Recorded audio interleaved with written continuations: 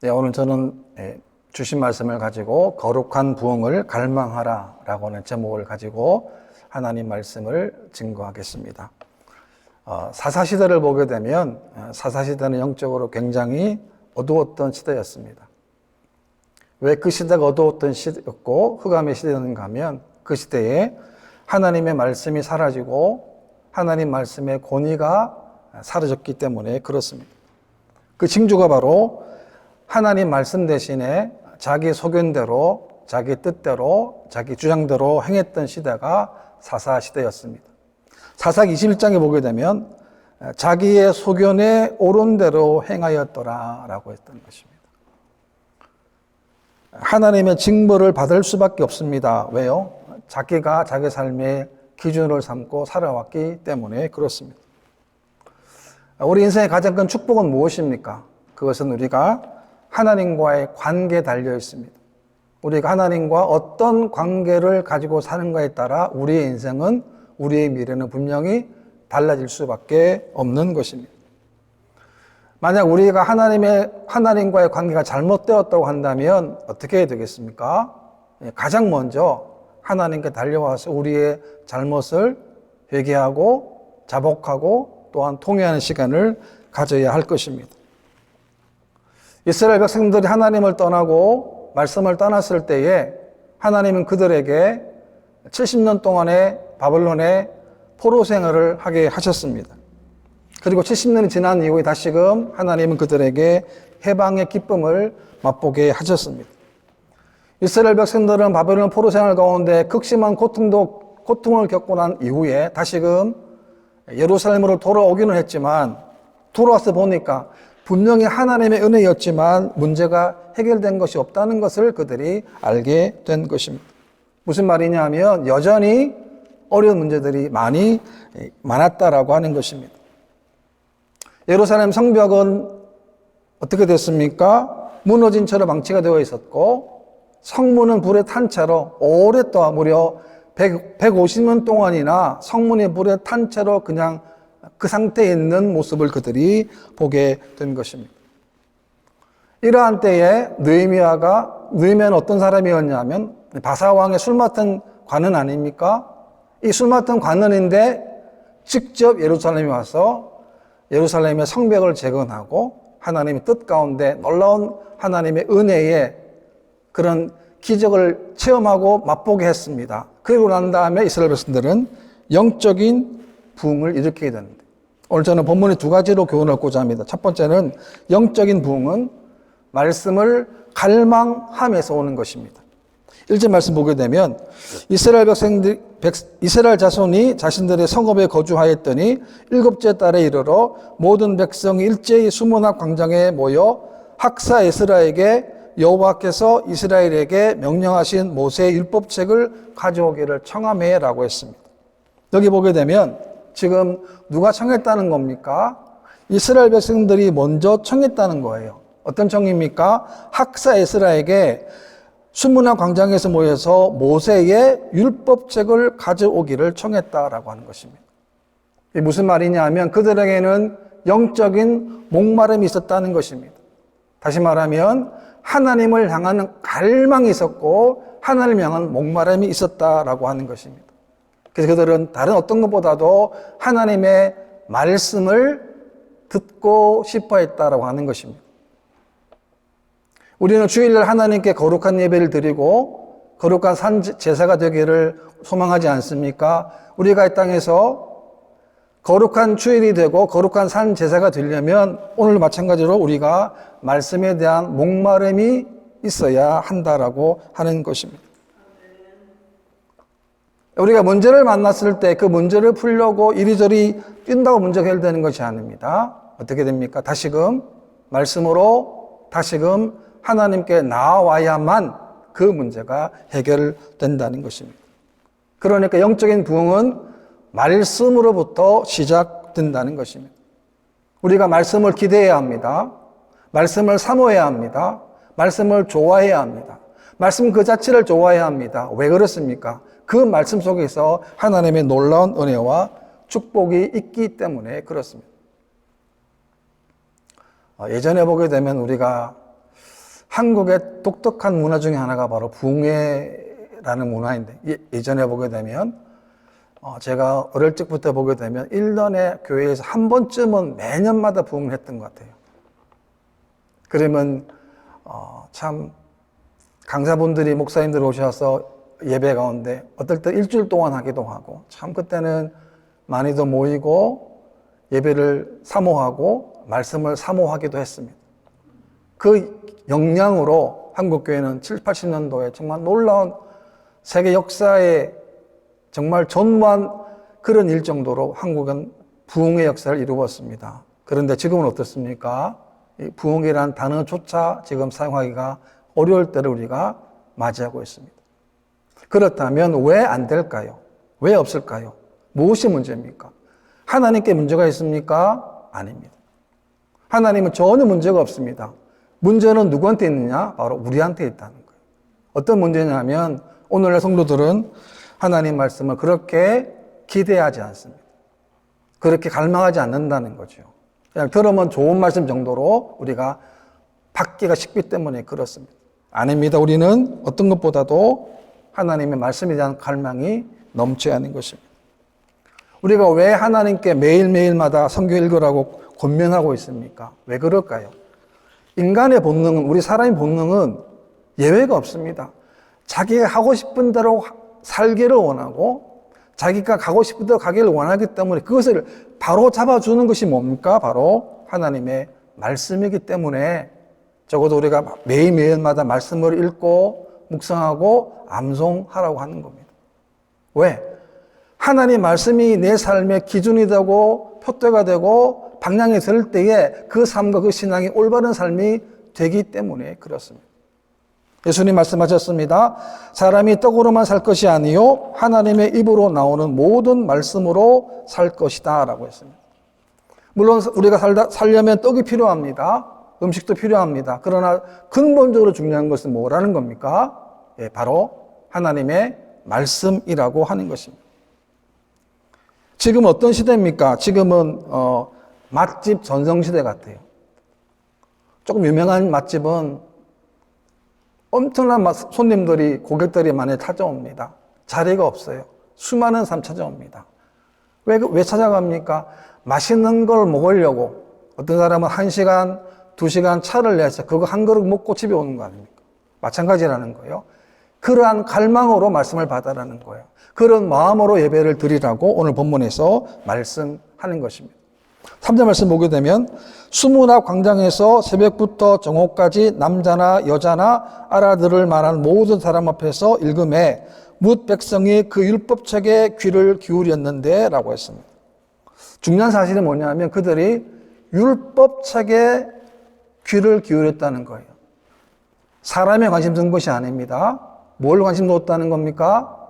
하나님의 말씀에 관심을 두었다는 거예요. 더 놀라운 사실이 뭡니까?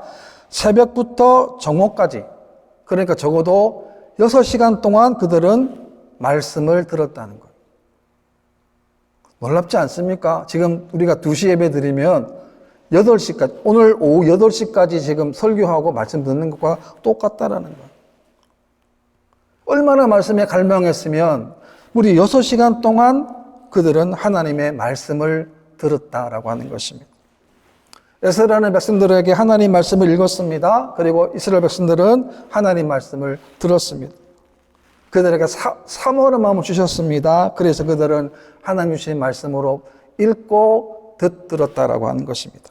5절 말씀을 보게 되면 에스라가 모든 백성 위에 서서 저희 목전에 책을 펴니 책을 펼 때에 모든 백성이 일어서니라 라는 거죠.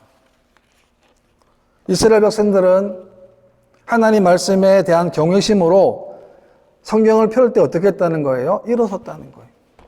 한국교회도 보니까 몇몇 교회들 보니까 성경 봉독할 때는 일어서서 하는 그런 교회들이 있습니다.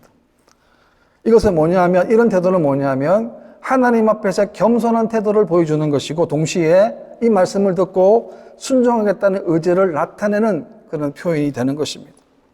다시 말하면 그들에게는 하나님 말씀을 듣고자 하는 열망과 갈망과 준비된 마음으로 가득 찼다는 것을 보여주는 것입니다.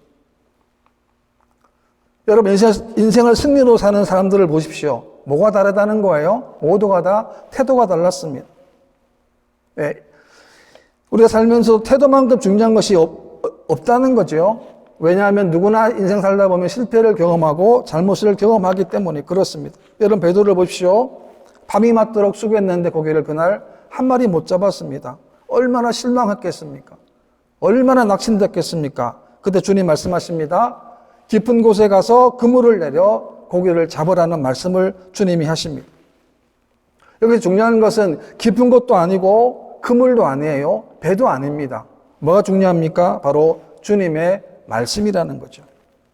베드로 그 말씀에 따라 다시금 그물을 내리니까 고기를 얼마나 많이 잡았습니까? 비록 베드로 실패를 했지만 다시금 주님 앞에 말씀에 따라 그물을 내리니까 고기를 잡게 된 것입니다. 그런데 베드로는 다른 생각이었습니다. 성경에 보게 되면 누가 보게 되면 이렇게 고백하는데요. 선생님, 우리들이 밤이 새도록 수고하였으되 잡은 것이 없지만은 말씀에 의지하여 내가 그물을 내리리이다라는 거죠. 그러니까 무슨 말이냐면 나는 그물을 내고 싶은 마음이 없다는 거예요. 밤새 고기 못 잡았는데 내가 지금 하고 왔는데 무슨 고기를 또 잡습니까? 그런 의미. 그러니까 내 생각과는 다른 거예요. 내 감정과는 다르지만 그러나 베드로는 주님의 말씀을 붙잡았다라고 하는 것입니다. 이 붙잡음이 이 태도로 하여금 베드로가 그물의 만선의 예수님의 그 축복을 누리게 된 것입니다. 우리 인생도 마찬가지입니다. 우리 인생도 신앙도 마찬가지고 인생도 마찬가지입니다. 우리가 말씀에 대한 태도, 신학에 대한 태도, 하나님에 대한 태도 너무나 중요하다라고 하는 것입니다. 제가 지금까지 교회에서 교육전사, 전도사, 강도사, 목사 이렇게 쭉 해보면서 교회 생활할 때 보면 교회 예배에 큰 관심이 없는 성도가 있어요. 예배는 잘 나옵니다. 예배는 관심이 없어요. 예배 이외에 다른 일에는 관심이 있어요. 이런 분들 보면 제가 지금까지 겪어본 바에 의하면은 신앙생활 지도하는 분들을 거의 못 봤습니다. 왜냐? 예배가 너무나도 귀한 것이고 소중한 것이기 때문에 그렇습니다. 우리 인생 가운데도 나와 안 맞는 내 계획과 안 맞을 수 있습니다. 내 생각과 다를 수 있는데 그때 뭘 해야 됩니까? 베드로처럼 말씀에 의지하여 그물을 내리는 거예요. 내 생각은 다르집니다. 그러나 적어도 말씀하신다면 우리는 그 말씀에 따라 순복해야 하는 것입니다. 6절 말씀에도 보게 되면 에스라가 위대하신 하나님 여호와를 송축하며 모든 백성이 손을 들고 아멘 아멘 하고 응답하고 몸을 굽혀 얼굴을 땅에 대고 여호와께 경배하니라 라고 했습니다. 그러니까 지금 에스라가 말씀을 낭독하기 전에 뭘 했다는 겁니까? 하나님께 송축했다는 거예요. 하나님을 찬송했다는 거예요. 그 내용이 뭡니까? 하나님, 위대하신 하나님을 찬양했다라고 하는 것입니다. 우리가 한 주간 보냈습니다. 지난 6개월을 보냈습니다. 우리가 6개월 동안 되돌아보게 되면 정말 하나님은 전능자이십니다. 우리가 하나님을 알면 알수록, 하나님 가까이 가면 갈수록 우리가 하나님을 찬양하지 않을 수가 없다라고 하는 것입니다. 그래서 백성들은 뭘 했습니까? 손을 들고 아멘, 아멘으로 화답을 한 것입니다. 이 모습을 보게 되면 이스라엘 백성들은 마치 목마른 사슴처럼 물에 갈급한 목마른 사슴처럼 하나님의 은혜에 갈급하고 갈망했음을 보여주는 것입니다. 시편 145편에 보게 되면 여호와는 위대하시니 크게 찬양할 것이라 그의 위대하심을 측량하지 못하리라 라고 고백했습니다. 하나님께서는 이스라엘 백성들을 출애굽시켜 주셨어요. 홍해를 인도하셨습니다. 갈 길이 없는데 하나님 홍해를 가르시고 홍해를 건너가게 하셨어요. 순간순간마다 하나님 역사하셨습니다. 하나님께서 여리고를 점령하도록 하셨습니다. 마침내 이스라엘 백성들이 가나안 땅에 들어가서 그곳에 살도록 하나님이 인도해 주신 것입니다. 뿐만 아닙니다. 오늘 우리들도 마찬가지 아닙니까? 우리가 예수님의 십자가의 은혜로 말미암아 우리가 구원을 받았습니다. 하나님의 자녀가 되었습니다. 이 시간 우리가 하나님께 나와 예배를 드리는 거 얼마나 감사한 일이고 얼마나 귀한 일입니까? 이것이 바로 하나님의 위대하심을 우리가 찬양하는 것입니다. 그래서 우리가 좀 전에 찬송 205장 보게 되면 우리가 늘 듣던 말씀을 또 들려달라는 거예요. 우리가 아는 말씀인데 또 들어야 합니다. 왜? 말씀이 없으면 우리가 자꾸만 곁길로 갈 수 있기 때문에 그렇습니다. 8절 말씀 보게 되면 하나님의 율법책을 낭독하고 그 뜻을 해석하여 백성에게 낭독하는 것을 다 깨닫게 하니 라고 했습니다. 에스라가 율법을 전했는데 그 중에서 13사람이 뭘 했습니까? 그들에게 하나님 말씀을 이해하도록 제대로 잘 가르쳐 주었다라고 하는 것입니다. 이것이 바로 오늘 우리가 하나님 말씀을 잘 깨우쳐야 될 이유가 바로 여기에 있는 것입니다. 지난 금요일 저녁에 밴쿠버 지역에서 이단에 대한 세미나가 있었는데요. 저는 동영상으로 제가 그 예배를 참석했는데요. 왜 이단들이 생기고 왜 성도들이 이단들에게 현혹당할까? 그것은 하나님 말씀을 제대로 모르기 때문에 하나님 말씀을 제대로 깨닫지 못하기 때문에 미혹당하고 현혹당한다라고 하는 것입니다. 그분들은 이제 신천지에 있다가 나오신 분들인데 세 가지를 강조했습니다. 첫 번째는 뭐냐면 그들이 주장한 것이에요. 우리는 성경에서 구약과 신약을 나눕니다. 그렇지 않습니까? 그런데 이단들은 구약, 신약 또 다른 세계가 있다는 거예요. 왜냐하면 이 또 다른 세계는 뭐냐면 교주한테 포커스를 맞추는 또 다른 세계가 있다는 거죠. 또 하나는 뭐냐면 각 시대마다 구원의 방법이 다 다르다는 거예요. 여러분 구약 시대 구원의 방법과 신약 시대 오늘 우리 시대 구원의 방법이 다릅니까? 아닙니다. 한 가지밖에 없어요. 어떻게 구원받습니까? 오직 예수 그리스도를 믿음으로만 우리가 구원을 받는 것입니다. 그런데 그 이단들은 그렇지 않습니다. 어떤 이단들은 유월절을 지켜야 한다고 그렇게 하는 또 있습니다. 복음은 오로지 예수밖에 없습니다. 그 다음 세 번째가 중요한데 뭐냐면 예수님이 영으로 오셨다는 거예요. 영으로. 이게 제가 보니까 제일 핵심인 것 같아요. 왜냐하면 예수님이 영으로 오셔야만이 자기들이 믿는 교주가 인간이 아니고 하나님, 적어도 하나님과 동급으로 되기 때문에 그렇습니다. 그분은 객관적으로 이제 객론을 보았는데 어떤 분이 나와서는 한 강사분은 신천지에서의 성경 공부를 이제 시연을 했어요. 시연. 야, 근데 제가 그 들어보니까 이 성경에 대한 말씀이 신천지 생각을 전혀 할 수 없을 정도로 정말 기가 막히게 하더라고요. 그런데 그 중에 뭐냐면 가끔씩 할 때 호기심을 유발하는 질문을 해요. 예를 들면 이런 걸 한답니다. 에덴 동산에서 뱀하고 하와하고 대화를 했지 않습니까? 그죠? 창세기 보게 되면 뱀하고 하와하고 대화했는데 오늘날 뱀은 왜 우리와 대화를 못하느냐 이런 호기심에 있는 미끼를 던진다고 그래요. 그러면 보통 성도들은 그런 얘기를 한 번도 안 들어봤고 생각 안 해봤는데 들어보니까 조금 다른 것 같이 느껴지는 거예요. 그래서 조금씩 비유풀이를 하면서 그분들은 들어보니까 석 달을 목숨 걷는 것 같아요. 석 달. 석 달 동안에 교리를 주입시켰는데 이 석 달 지나고 나면 놀라지 마십시오. 10명이 교육받으면 7명이 들어간다는 거예요. 7명이. 그 7명이 어떻게 되냐면 거기서 무슨 말을 해도 다 믿게 되는 거예요. 무슨 말을 해도. 그래서 자기들의 교주가 보혜사라 그래도 믿는 거예요. 자기들의 교주가 영생불사, 육체로 안 죽는다라고 얘기를 해도 그 말이 믿는 거예요. 믿어지는 거예요. 그래서 이 교리가, 이 미혹된 교리가 너무나 무섭다라는 거예요. 근데 그 중에서 강사님이 이제 그 중 하나 얘기를 하는데 그 복음방이나 이런 데서 이제 교리를 듣다가 어떤 사람이 이제 안 듣고 그만두느냐, 그 사람 누구냐면은 섬기는 교회 목사님한테 질문하는 사람들은 더 이상 안 나온다는 거예요. 여기서 왜 목사님을 알 수 있잖아. 이것이 정식적인 정통 교리인지 아니면 잘못된 교리인지 알기 때문에. 그런데 상담을 받거나 잘못된 걸 질문을 하게 되는 분은 더 이상 복음방에 안 온다는 거죠. 왜? 잘못된 걸 알았기 때문에.